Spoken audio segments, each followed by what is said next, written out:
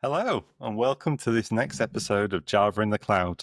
Today, I've got Max joining us for a quick video podcast. Max, do you want to give a bit of a quick intro? Sure. I'm Max Andersen, Danish guy who works in open source and Java for I counted up. I think it's like 20 professionally for 20 years, 25 and unprofessionally. Thanks for joining us today.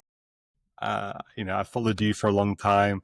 I feel like we've met up a few times. I think the last time we met was in Copenhagen.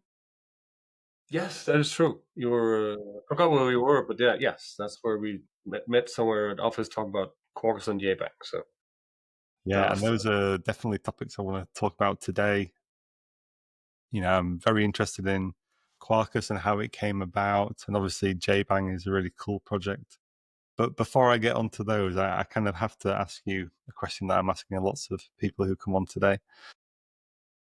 What is your favorite technical book or technical resource? So yeah, we talked. So this is the thing. I realized I don't actually read technical books.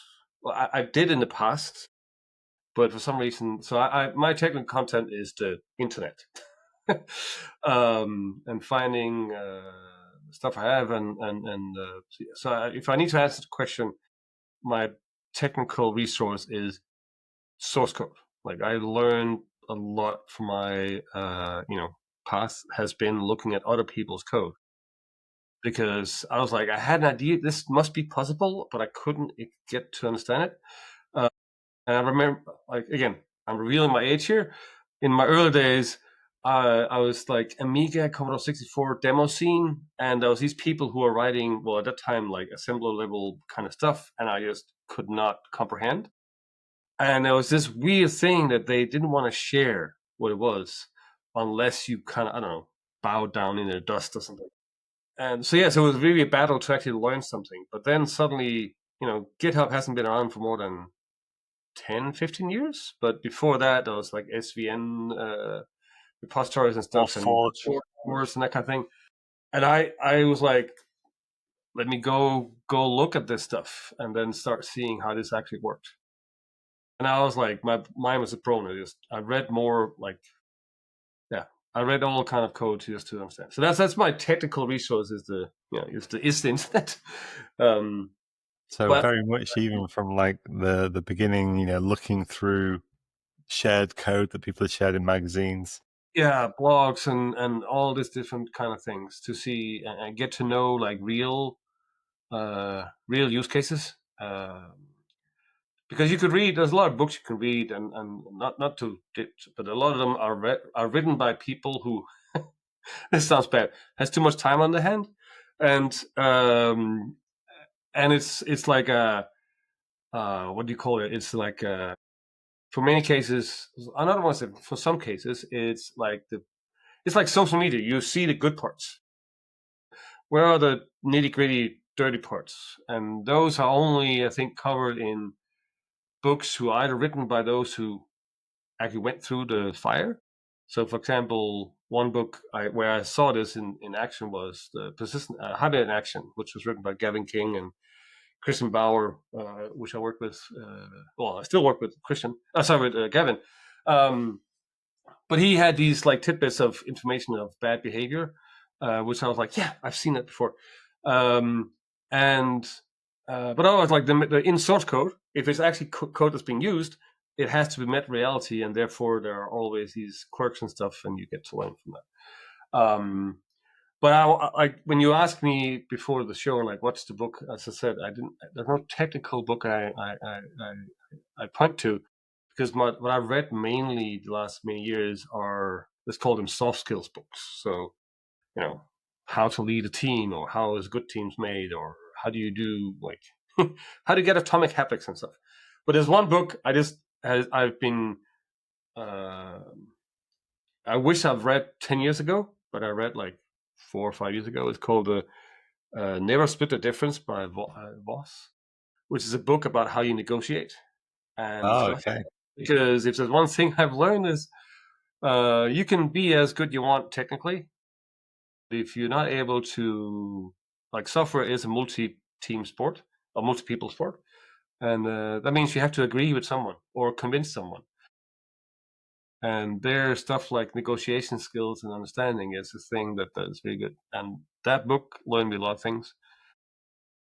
So yeah, there's that one, and then there's a podcast called the Manager Podcast, which again, I'm not a people. I was people manager for some years. If there's something that learned me about how the industry actually works outside my bubble of technical understanding, that was those. It's a podcast. They have a book too. But yeah, the Manager Tools has a lot of advice, and where instead of being like, I went to business school, and the books I read there was just like, these like like, get an idea, uh, get funding, question mark, get rich. And I'm like, what's the question mark? And that's what the Manager Tools and this book actually goes into. Like, okay, how do you actually do stuff? How do you get people to agree? So anyway, Yeah. so Yeah, I definitely can understand that. I remember early in my career, having like technical debt or features that I thought were important, and trying to persuade other people like this is something that we should worry about, and this is something we should improve, because if we don't, but always banging my head against the wall and not able to convince people, to focus on what I thought was valuable. And I think working at AWS has given me kind of a different view of like how to do that and get those points across. So that's definitely something I learned while I was there. yeah. Awesome. Well, what I think of in my head, excuse me, when I think of Max is just this huge career of open source. If I think about when I first got to know your name, it's probably with Quarkus and being the co-lead of Quarkus, but then all of the work that you've done with Jbang, and now with the Commonhouse open source foundation. But I imagine there's probably stuff that I don't even know that you've done, right? Well, yeah, I as I said, like I'm a old dinosaur in some sense, but yeah, my introduction to open source was I was working. I did university. I heard like people like Eric GNU names get Richard Stallman and stuff. All the, let's call it at the time I felt it like the hippie stuff of open source. It was all about free software. And I liked the idea. Like I was in university, but I was like, oh, this is like, and I really honed in on the stuff about learning stuff for it because it's like sharing information kind of thing.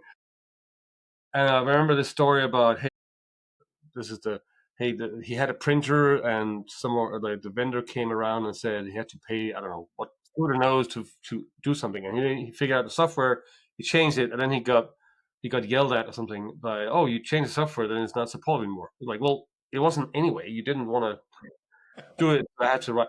So that whole thing, I kind of understood, but I was like, oh, okay, whatever at the time.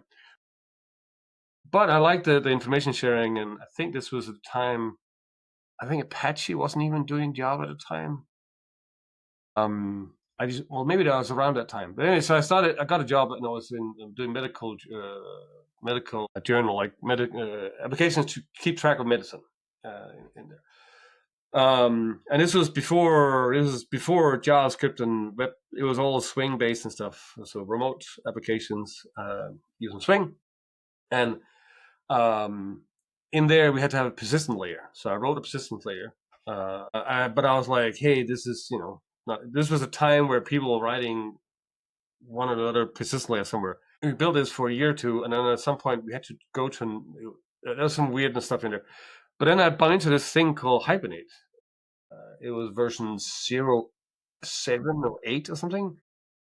And I had already bumped into Apache ODB and a few others at the time. And they had some weird assumptions. Like, again, they hadn't met reality. At the time, I didn't know that was what they hadn't done. But I was like, I remember, I won't say which of them was, but they had some good, nice interface. I grabbed them and I was like, oh, let's go. And then I put it in production. And then suddenly I put it before I put it in production. I made a test, and I'm like, wait, why is my data being all mingled up in different things? And it turns out that this framework was built for a desktop app in mind, so it was like a single user mindset. Where mine was running in that early app server, Java EE app server, with concurrent users, and I hadn't realized in the code because at the time I hadn't looked deep enough that you look all the data got loaded up into one big global session in Hibernate term, and then share between multiple sessions. And that meant that you had to coordinate yourself when you move to user. And I pinged the guy like, hey, this can't be. Well, you want to be controlled as a developer, so you will be the one who has to. Like, no, I have a perfectly valid database that's good at doing concurrency. I just need to map my data into objects so I can operate in code and then put back again, and no conflicts. We're then looking at Hibernate was this very fresh air of hey, this other way is stupid. Do it this way, and about how it works. And I was like, oh, this is great. And then so I dumped into this and say, hey, this is there's this frame. I can't remember from like, if you want to learn the best way to go into open source is scratch your own itch. Like there's something that annoys you. And I had this massive database that already existed, and Hibernate at the time had like was XML based. You had to write the stuff. I was like, hey, let me just use DMC metadata and generate the mappings, and then take the mappings and generate the code. There was already something called HBM to Java started by another guy, but I kind of went in again. I had a thing I need to solve, and I did it. So I did a lot of the tooling around Hibernate for the first couple years. That's then that led to that didn't lead to it, but a year or two in, I think, was when then I got Gavin King. So the company I worked for was the company I was doing the go-to conferences, like before called Yahoo. I got Gavin to have his first talk about Hibernate in Denmark, in Aarhus, actually. And then we met up, and I think that we were going to talk about how to get Hibernate 2 out at the time, and what to do. And I think shortly after, or shortly just before, I can't remember the exact timeline, was when Gavin King started working for JBoss, the company called JBoss.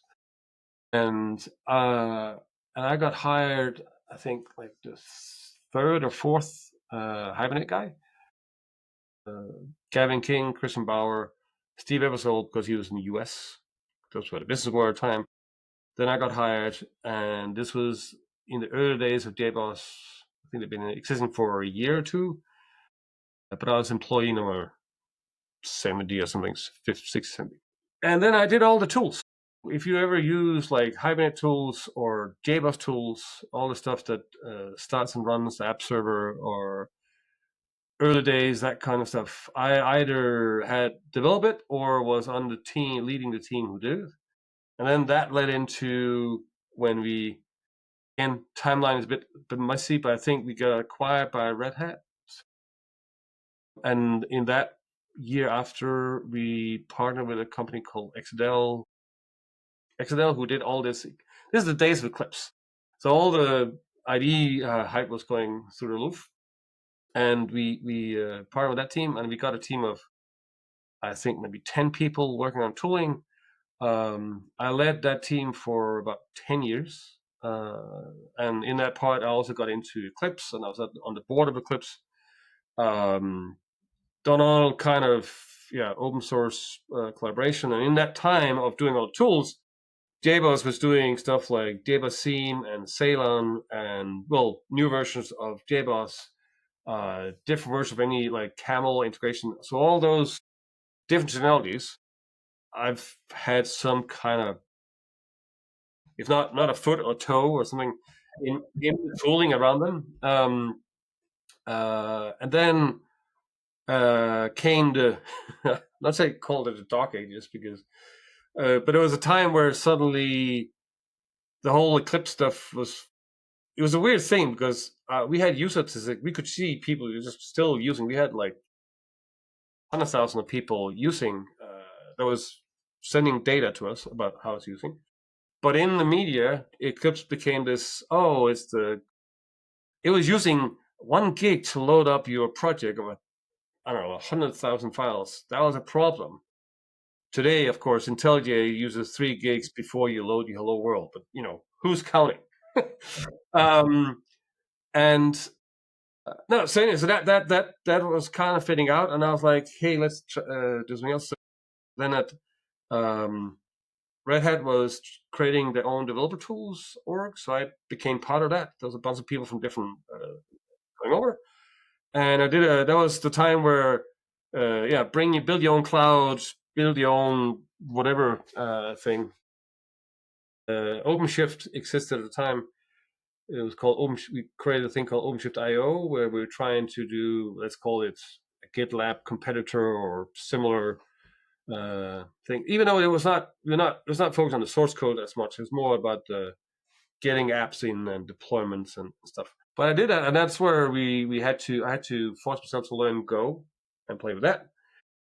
But the goal was to run Java applications because they were that's where the enterprise is. And then that became a challenge because we were trying to fit this into small containers, and Java was fat and heavy at the time.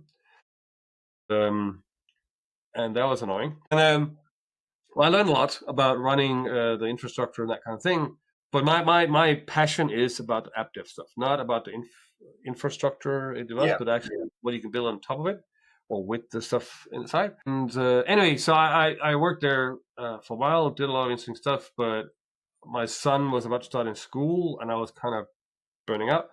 And I then took a sabbatical. So I took a sabbatical when I've been through all like major stuff that's been happening in Java for, at that time, 14, 15 years. And then I took a year off, and I promised myself I'll not touch a computer the first 3 months. It was a year. And on the first day of my sabbatical, I was driving a bike. I was liking to bike, and I stepped down on a beach, very like straight, nothing done. I stepped down and I twisted my foot. I walked on it for First a day week. of your holiday. Yeah, and then on my birthday, I went to the doctor and said like this is horrible. I can't. This keeps coming back. And then she took an X-ray, and then she came back like this big box. Here, happy birthday. And it's opened up and it's like this robo leg. It's like a big plastic, keep it fixed. You're gonna have to wear that for 90 days. And I was like, you kidding me? Nope, you're doing that. So I was kind of stuck behind a laptop, and I was like, okay, I promised myself to not look at a computer. I was like, what do I? Yeah, I started playing piano and other stuff. I went and looked at home automation because well, I'm an IT guy. Let me do home automation, and that's when we get to do what's it called? So I looked out around, and there was this bunch of different things. There was like a Java one, but I felt like a bit too clunky. Then Home Assistant was very early days. So if you know about Home Assistant, this is like Python framework to do integration of all kind of stuff. So it sets all your devices free. And hey, there was a itch I have here that had a UI. I like UIs, but I don't like to be forced in UI. So there was a CLI there that I actually brought to life and got out. So you can know that it's still there. Not so maintained as I want it to be, but if you use Home Assistant as a CLI, that's the one I kicked off. It feels like this journey has kind of had all these steps through it. But was it also like an intentional thing? And there must have been times when you were, looking out to the wider industry. Has open source been something that you've always, wanted to be, very intrinsic as part of your work, or has it just been that all of the interesting things have just? The thing is, it wasn't like I started working in a traditional, commercial company. It's just that with open source, I can get to do stuff and not have to have a manager telling me that's wrong. Or you can't spend time on it. that was the thing that intrigued me. It's like, okay, the stuff I do here, and even though I was the lead and stuff, I had to stay within certain boxes. And the open source allowed me to explore other stuff. And then with JBoss, it was this thing that was this. I'm not saying we find the man, but we were like this, like we saw these. Well, at the time, it was like IBM WebSphere. This is funny. Once you get later, IBM WebSphere, this big, massive thing was like investing a lot, and there was like I forgot, like Oracle, they bought that Bear Logic. and all these heavy things, and then there's this JBoss stuff that was just kind of flipping around. I'm like, no, you just it works, and you don't pay for the actual license, pay for the support instead. And this was the idea of professional open source, which Red Hat kind of started, but I think JBoss at least was one of the early ones where they actually also built the software, where Red Hat was more repackaging at the time. And that whole idea I just liked. I like the model that you're not keep paying us for the software we were doing. You keep paying us for the support and the fact that we evolve the software. Yeah, the software has to be good enough for people to want to pay for it. Yeah, right. And that I just like that, and I meant like I felt like when I did medical software, I felt good because this was actually used to help things. We then got acquired by Mask, the big supplier thing, but they also do a data. But they also, I remember then when we got acquired, there's this carousel. The time of carousels was cool. It was like, hey, Master Shipmaker Shipping Company, we just acquired this health company. Oh, we now selling more tanks than ever. And I was like, I was conflicted by that. And again, I'm not. It was just this. And anyway, the reason why I actually stepped over to it was that I've been using, got Hibernate into some of the software. I didn't do Hibernate in production because the production I was doing was my own persistent framework, which could not be migrated easily. But I advise others to don't use my stuff, use this Hibernate thing. For J, I remember at the time was a new thing. Like today, we have like how many open source logging frameworks. But I remember my manager coming saying, "Hey, you know what? You've been told that all the open source stuff we have to replace with something." And I was like, this was, I think it was the same week. I must say my manager was good. Said, "I'm pushing back. This is not going to happen." But it was just this. It's coming from above, and there was like this cushion between me. And I remember a week or two later, Gavin King was like, "Hey, do you want to have a job in this stuff?" And I was like, "Okay, let's go do what we wanted." No, so I never. Well, it has been, but that's been a personal motivator for me of being able to learn, explore, and share, and just try things out because I believe that's the way to do it. And I do believe that this you throw things out there and you reveal yourself for all the nakedness of honesty of the code, and then people show up and they go like, "Hey, I had this idea. And they go like, yeah, let's put it in, and then see what happens." I just like that approach instead of let's sit down and look at what the market says and what does our customer want. And I'm saying if you ask the customer, they just say they want something faster, right? It's like the Ford thing. If I ask them what they wanted to do, they'll have a faster horse, not a car. And yeah, so this yeah, it's been a driver of all. Go ahead. And then you're at Red Hat, and then there must have been a day when something happened, and then all of a sudden you're part of Quarkus, and Quarkus is being thought of seriously as a new application framework. And of all of the things I think of in the day, I don't often think let's go make a new So, application so framework with the dominance of Spring and other things. It must have been a very interesting conversation. Let's make a new yeah, application framework from so scratch. this is funny, right? Because yeah, as much as the early days was fighting the big, let's call the big guys, suddenly we're in Red Hat, and this was after being like Red Hat was acquired by IBM as the biggest at the time software acquisition ever, 34 billion, whatever. It was a lot of money. But there's no we don't own any IP. Like there's no software or anything. It's pure people and the the OpenShift and like the whole. It's this is what people don't understand is like it's not IP we own. It's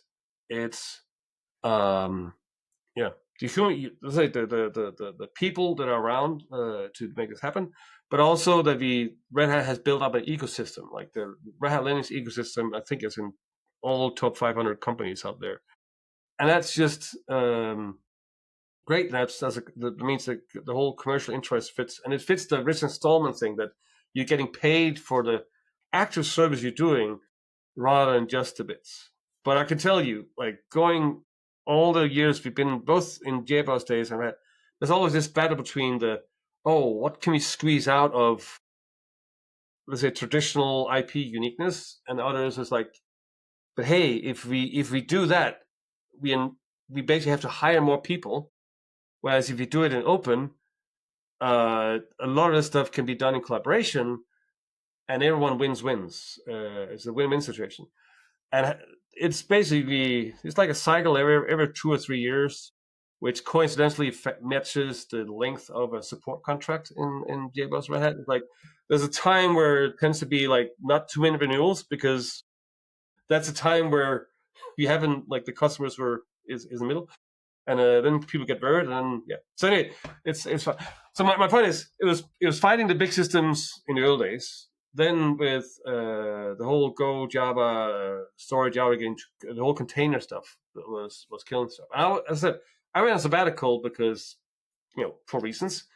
And I know already then the whole Java was like, hey, you guys are too big. Like you have to be smaller, otherwise you all just go to Go, right? And we were like, well, it's not like Go hasn't vanished; it's native from the beginning. But we had all this existing stuff, and Java is like the JVM is a really, really amazing piece of hardware or software. And we had the OpenDK team. I was not part of the conversation, but I've heard it multiple times. I've seen similar one. It's like we went to. It's like so. So Mark Little, who is driving, is like, hey, we need to do something because otherwise Java will die in 5-10 years. Like, the whole field is moving to containers or virtual machines in the cloud. So anyway, Java too heavy. They say like we have to do something. We have Red Hat has an OpenDK team. This is I think one of the biggest outside of Oracle. And we went to them like, can you just fix Java because it's too slow. Like we write code, you give it to you, it runs slower than yours. And they came back, well, like the JVM is very highly optimized. The issue is you're sending too much to us. Like the number of classes you do is like effectively we did measurements, and it's just like there's a connection between the number of classes in the app and the performance of the application. And of course, some of it is just like basic math that there like more classes, there's probably more things happening. But it's also you're doing the same thing again and again, so that when you boot up, if you need 5 or 6 classes to do something, if you actually just do the same thing in one class, you actually save time because the every class load is a cost. So that's the thing with in the cloud, you want fast startup. Over time, you want like not too much memory and high throughput. And if you have that, you can scale horizontally fairly decently. And Java didn't have any of those properties at the time, at least not in thing. And we looked at this, or the team who was looking at those doing this like in the shadows, and that's when they started looking and go like, there's I can't remember if Graal it's all fussed together, but the Graal VM was also coming about. It wasn't a super known thing, and they noticed that hey, there's this Graal compiler that optimizes things first, and there was something that clicked to say, oh wait, the biggest issue we actually have is first of all we have too many classes. We are spending too much at the startup on something, and then when we run, things are actually fine. Like if once the application starts in Java, it's actually really efficient. So let's look at this. So what do we do when we start? Well, if you take a classical Java EE Spring application, you read you read Hibernate, you're having Hibernate available, or to load data from database.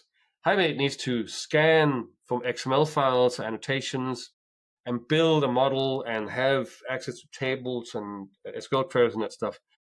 And the fun thing you realize is, if you have, every time you start, it's the same thing.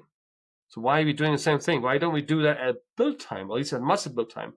Because then at runtime, we need half the classes. We don't need XML classes. We don't need the scanning. We don't have less time.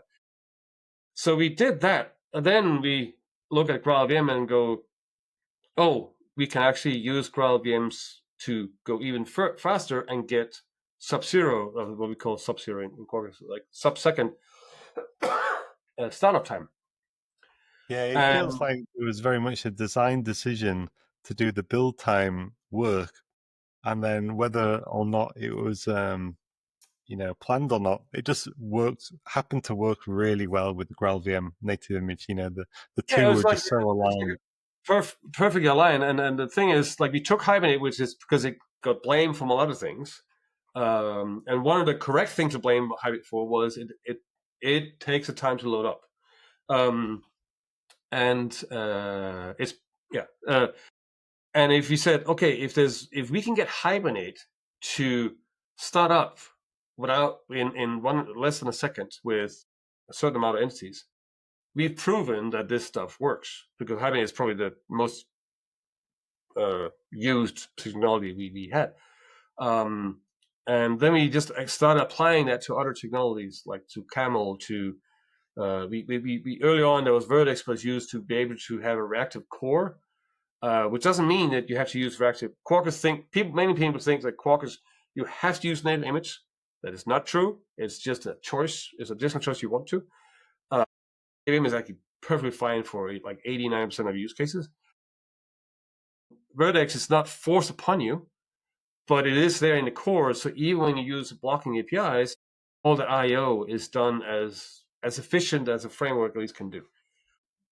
So anyway, so that we start applying that, and one of the things we also keep telling people is that Quarkus is new, and that's what you folks are. Hey, why are you making a new framework against the hardware?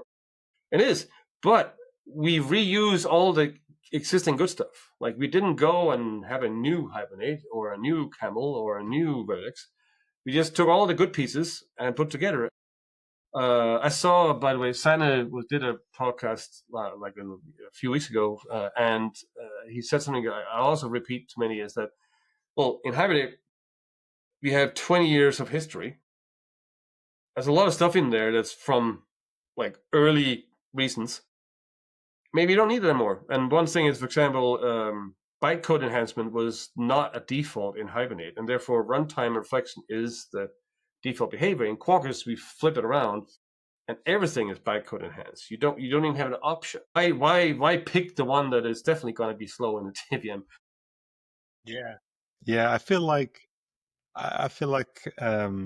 for example, like you were talking about Log4j. I think Log4j is like 1.5 megabytes to add as a dependency to your application, which is just. So this is one of the. It's just one of those things where, just over time, features have been added, and obviously we saw the Log4Shell CVE, which was using some crazy feature that had been added times gone by. But, I'm looking at a logging framework now that I'm using called Penna, which is an SLF4J compliant logger. It's like, I think it's like 80 kilobytes, and that includes fully structured logging using JSON. I mean, that's what I want. Those are the features that I want. I don't need this 20-year history of features. Exactly. So that's one thing. So just on logging, it's a fun one, because when we did like AS7 and Wild, like, again, for me, JBoss was also like, when JBoss 5 was like getting slower and slower. There was AS6 rework, but it wasn't going so fantastic. Then AS7, which became Wildfly. There's one of the funny stories, like, that just before build time stuff was like in front of people's heads, but we realized that just the way logging worked in Java, this was David Lloyd and Jason Green, they realized if we just bytecode removed all the log4j in the code, it was like increased the throughput of the app server with 10-15%. Right? And remember, this is like not just our code, but like framework code. So that's actually we've made that to the extreme in Quarkus. I haven't actually looked at the size of JBoss logging, but JBoss logging was built for AS7 to make sure that the way we did logging in our layers was done in the most efficient way. Like, for example, don't evaluate the expression before you actually need to log. But also, what we do in is that because we have the info debug stuff, we in Quarkus actually go a step further. That if you build a native image without and say, hey, I don't want to have the default is I think we cut out debug and tracing. So even like a normal image, like a class will run, and there'll be some bytecode to run the debug to then say, oh, we're not running debug and go out. Just that code just is removed and stripped out in Quarkus. And that principle we apply as many places as we can.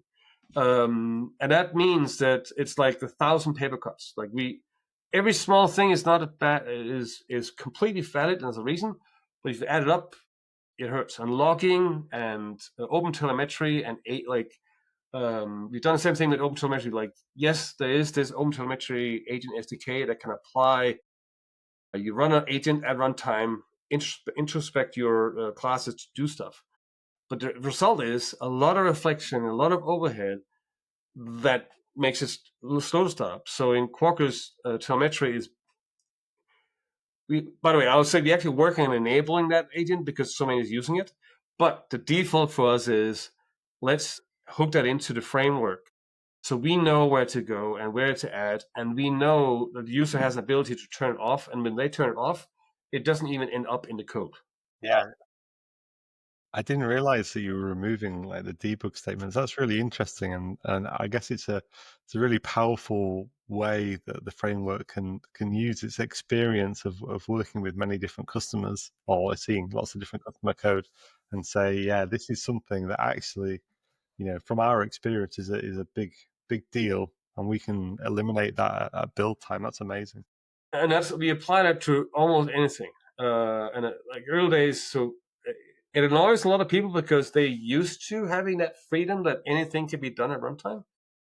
And we are like, well, what do you want to do? Do you want to have high throughput and fast startup, and functionality, or slow startup, high flexibility, which you probably don't use 99% of the time, and then a decent application, right? So the one was very controversial in the first one, and we had it in Quarkus 1, I think, all the way through. You could only have one data source, like just one, nothing else. And that meant that we could optimize the heck out of it.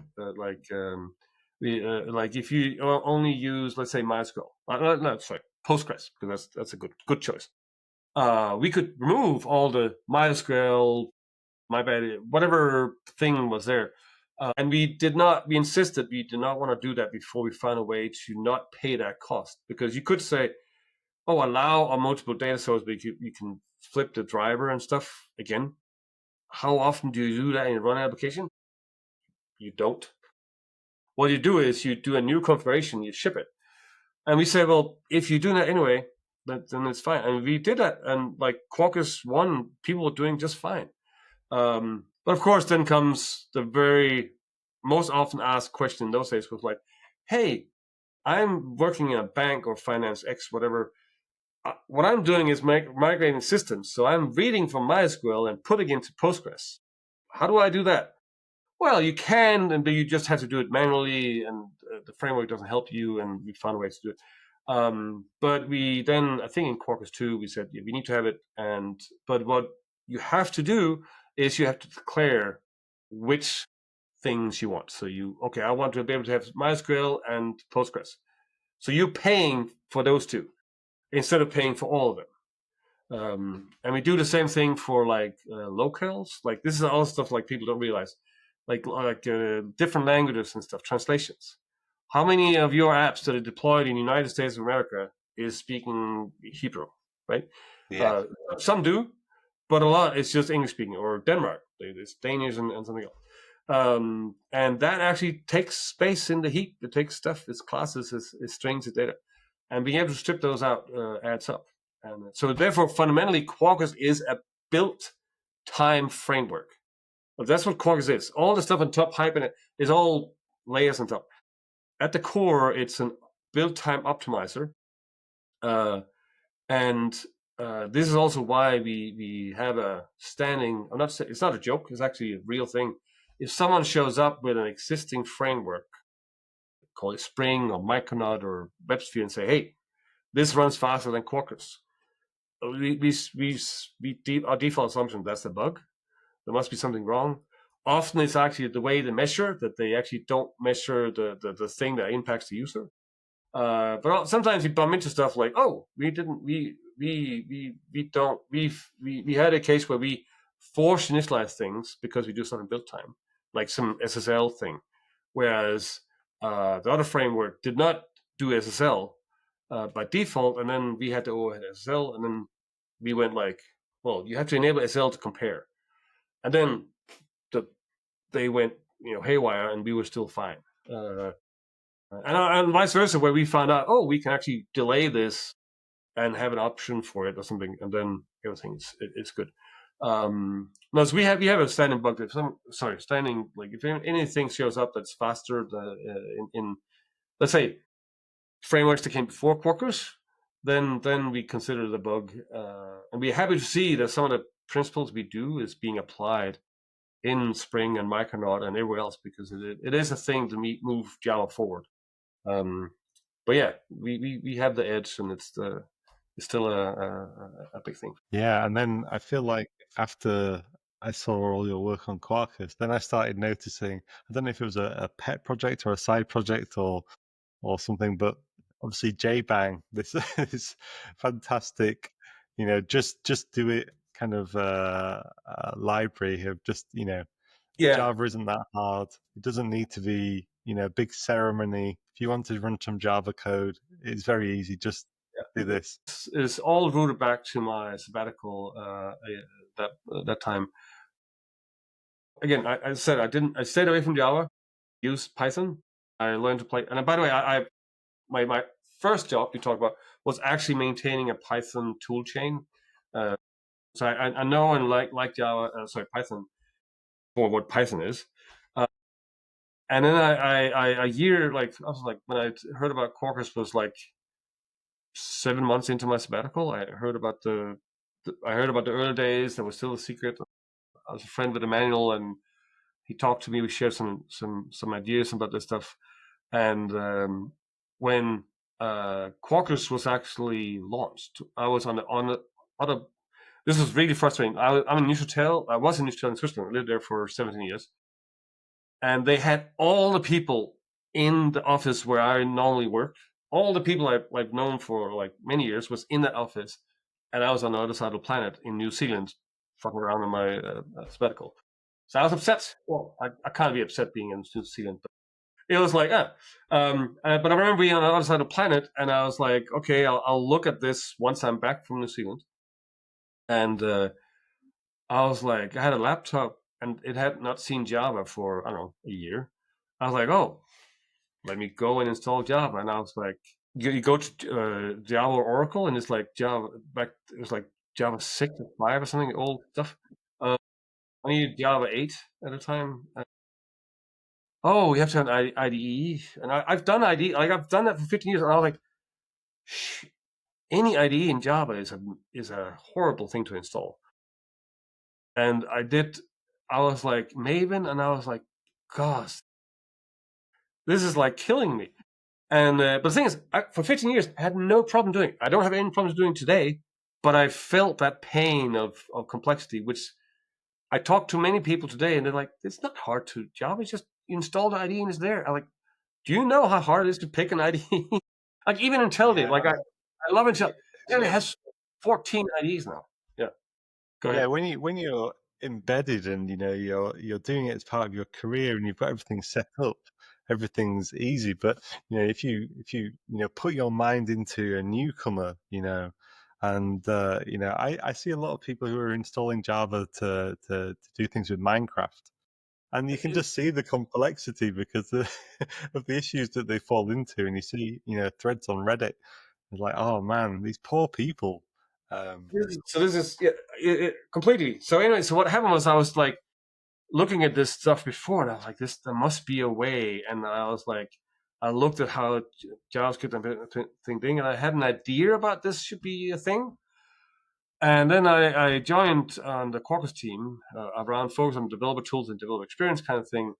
And I saw this team who was highly skilled in Java, and there was some build optimization, and they use Kotlin for the automation. And like, I had nothing against Kotlin, but I was like, why are we introducing Kotlin into this stuff? And then I looked at the code in Kotlin, and it was literally just Java, because Kotlin can more or less, like, you can write Java code and Kotlin will kind of be okay.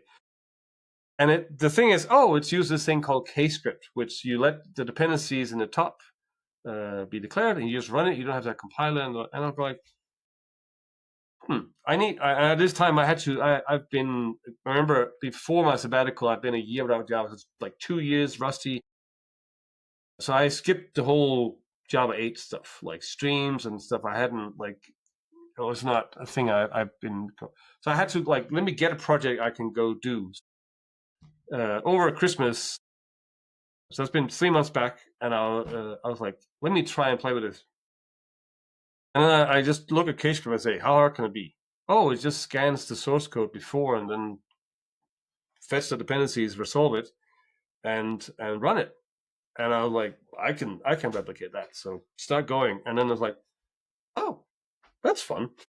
And then I started going like, wait, this is actually useful. I can actually write scripts and stuff. So, and it just kind of grew. And then suddenly, I can't remember again the sequence stuff, but I believe I did anything to make sure if you had Java on a machine, this would just kind of work. Who's the other guy on Jbang that came up with this? Hey, we should download Java. Just download Java on the machine first. I'm like, yeah, sure, let's go. And he added that, so that meant now you can, if you have just Jbang installed. Yeah, also, so what I said, if I had Jbang, I made I think I counted 13 different ways to install Jbang. So SDKman, Brew, Scoop, whatever thing it is, make that available so it's easy, and then target it with Bootstrap, so you can get it from anywhere.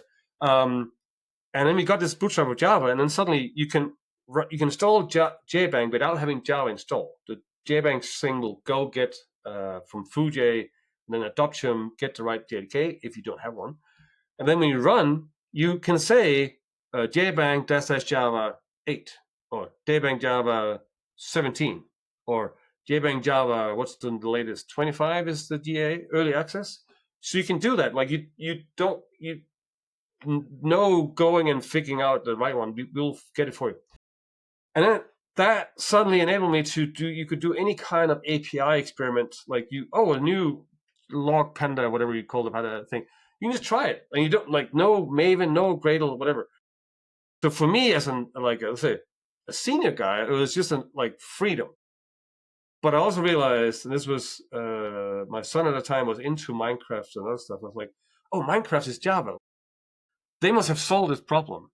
I went to their first of all, there's 6 or 7 different ways of frame Java version of Minecraft. So they have their own challenges. But they were all 4, 5, 6 pages of go download Java from this place, go download Eclipse or whatever. And I was like, how the hell? This is when I realized you can get anyone to go through any kind of hell as long as there's a valuable thing at the end. I can mod Minecraft to be cool, right? And the funny thing is, I made there is still, and I haven't tested well, but there's a way to I have an example of Jbang where I just write a Minecraft plugin, and I put it into a Forge or something, and it just works. There's no extra thing, and that's when I realized, we need an IDE. So Jbang can actually also install the IDE for you. So it's a VS Codium based thing. So you have content assisted completion refactoring. out of the box, no extra setup. And I actually posted this on the Minecraft forums. I thought this would be the most obvious thing someone will do. I think this is like four years ago. There's still no one has commented anything on it, and I've done it twice. They're like, nope, this I've already went through the pain of installing. I'm not going near this again. Yeah, but that's the fun thing. So JBang allows you to play around, have fun with Java. You can experiment. That was the whole scripting side. In the last couple of years, we focused more on using JBang with existing stuff. So that's the thing. JBang is nothing but a thin little shim on top of existing Java and Java C. And that means when they come out with the new stuff in Java, it just works. Like things are the same. Or I can do small adjustments and it still works. So JBang works from Java 8 to infinity. I could actually also go make it work for Java 6 and 4 if I wanted to, but it's very hard to get that one. No, so the thing is also now you can script, yeah. When I was using it, it's very easy to add dependencies. You just put in the the Maven group ID, artifact ID, version ID, and it just works.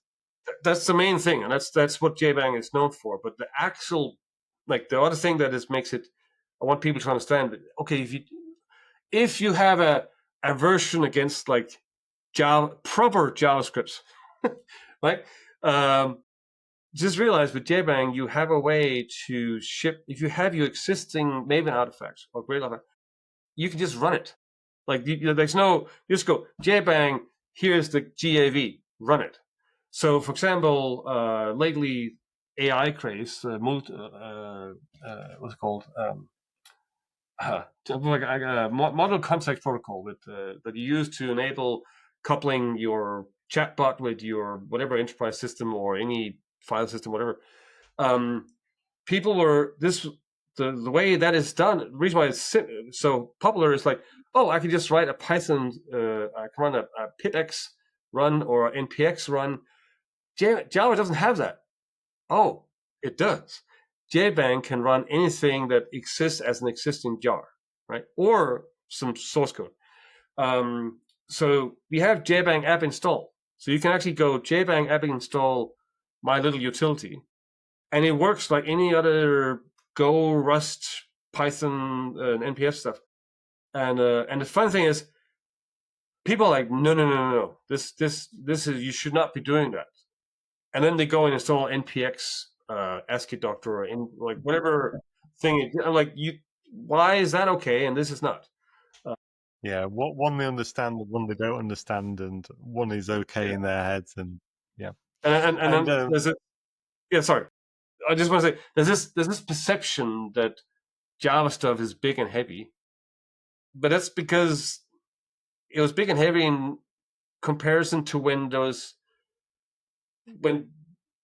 not a it's just a it's no longer big and heavy compared to Node. Yeah, I feel like there's been a lot of software that's been built over the last 10, 15 years, and it has just progressed because it has been so successful. It's just progressed, and people aren't looking back, or maybe not always taking the time to think, well, there is all these innovations in Java, and I could take this new thing, or I could take that new thing, and it's going to improve my application, and it's going to lower memory usage, improve startup times, make my application more horizontally scalable. It's going to lower costs. This is my fun. Like this is the thing that this is why I'm talking about the old dinosaur. I remember when Java came around, COBOL was the big thing, and COBOL was the bad thing. It's like, oh, this is like horrible thing. And then over the years, I've gone back and I read some of this, like not COBOL. What's the other transaction? Corba. Yes, it's Corba was the big thing, right? And it was like C++ and C, and I was like, oh, it's horrible. And I go back and I look at like all the problems they solved at the time. We've re-implemented and we've gone past that. But I can just imagine the Corba people yell at the Java people like, "This is horrible. Why re-implement?" So fast forward now, and I see this.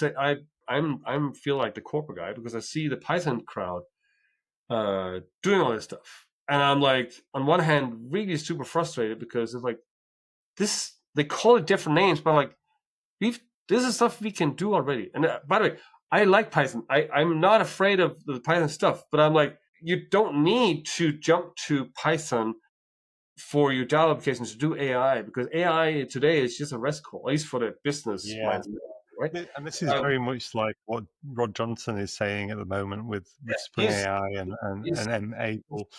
Same thing we're doing yeah. The thing is, I've now, for example, we've worked with Google, who's doing A2A, and we're doing the Java SDK for that. And we look at the Python code, and it's just funny to see a team that's coming from a Python background, that when they try and port stuff to this is for the ADK, like you just see Python code has a different way of operating. But it was really funny is this is what I saw since I worked at Home Assistant, and I followed that, and I've seen how enterprise Python is. They are adopting a ton of stuff from Java, like modern Python, which has annotations. They have a framework. They have basically the same thing as in there. And so I'm definitely sure that's gonna be like a Spring Quarkus JBoss of Python popping up, which is great. I think will actually be a good thing. But it's also worth reminding people, like, it is just code. Like Java, Go, Rust, all those stuff can do this stuff. And therefore, it's my passion to enable people to get access to Java, which is the JBoss stuff. And in Quarkus is get the performance stuff, but also give developer experience and get access to stuff like AI, which is like AI is very useful in enterprises, and your enterprise does not have to give up all the Java expertise to do this. It's an uphill battle because the hype around this is insane. But I do believe that the best result you have is actually getting to learn across, not having silos. Yeah, I agree. Yeah, so no, it's an interesting time, I must say. And maybe just lastly, obviously Quarkus and Jbang are both part of the Commonhouse open source foundation, and that again is a very new thing, isn't that? That hasn't been around for very long. No, well, it's over a year now. You know, well, I feel like it must be 2 years we've talked about this. So Commonhouse is Aaron Snabel's brainchild. And she worked for Red Hat. She worked for IBM before. She's going to work for IBM again next week when we move over.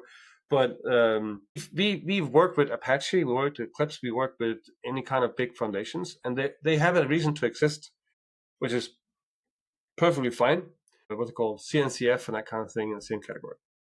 But when you have there's a bunch of projects out there which are not like, let's say, corporate back, like small projects, like which you see this drawing like big, like XKCD, like big, and there's like this little small library built by some guy in Nebraska, which everything is relying on, right?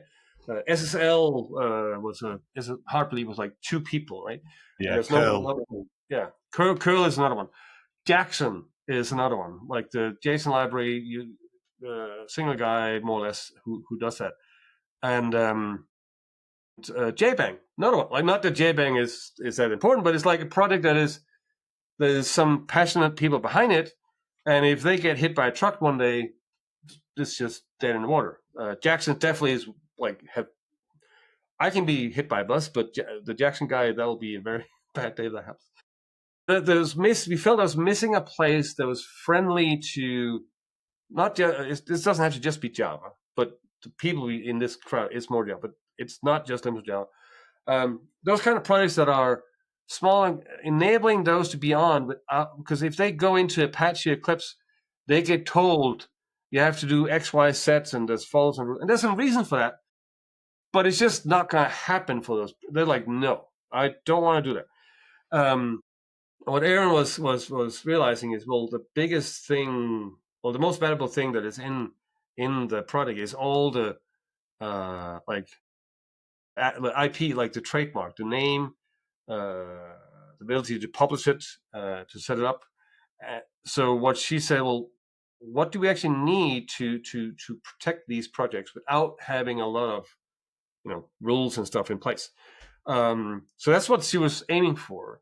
But then on the other hand, you also have older, more mature projects like Hibernate. Hibernate, like 20 years, has been well, first it was like an individual, then it was JBoss with a team. It was in Red Hat. Quarkus is like 5 years now. We have 1,000. Like Hibernate has like 2,000 contributors. We have 1,000 to the core repository. The total, all the Quarkus, I don't know, it's like way beyond that now. And we have processes. Some of them are written down, some of them are not. But if we had to go into these foundations, we checked and verified. Not only would we, in some cases, be forced to change the package names, in some we would be forced to change how and we just couldn't. Like we have our release cycle is we release every month and we do patches. So we have releases like 3 or 4 or 5 times a month. Some of the processes in these are saying, oh, you have to have a review for every release. So Apache does some of this stuff already. And it's like, and affect us. Like when we do a release, we have to wait for, even though all the code is in and tested and verified, we have to wait like 3 or 4 days for Apache Camel to approve the stuff. For Apache Camel, it's only 3 days. But for us, it's we done plus 3 days. And if that gets delayed, and so imagine if we had all our stuff in the Apache Foundation, we would be voting on releases all the time. To be fair, we've worked with them and they actually, I think they've adjusted some stuff by the feedback we've given, and they are reducing that. But the fact that something like Quarkus, who puts a very honor in having working stuff together, if those projects were all at Apache and followed the rules, we could have like a train wreck of release dependency. They just cannot work, right? Yeah, it would just seriously slow down all of the work that you're doing. So Commonhouse was trying to is a place where it's trying to have like some basic rules in place, but all this like how releases are made and how that stuff is done, it's up to the team. They might ask for, well, you have to do X, Y, Z, but do it in the way that works for you.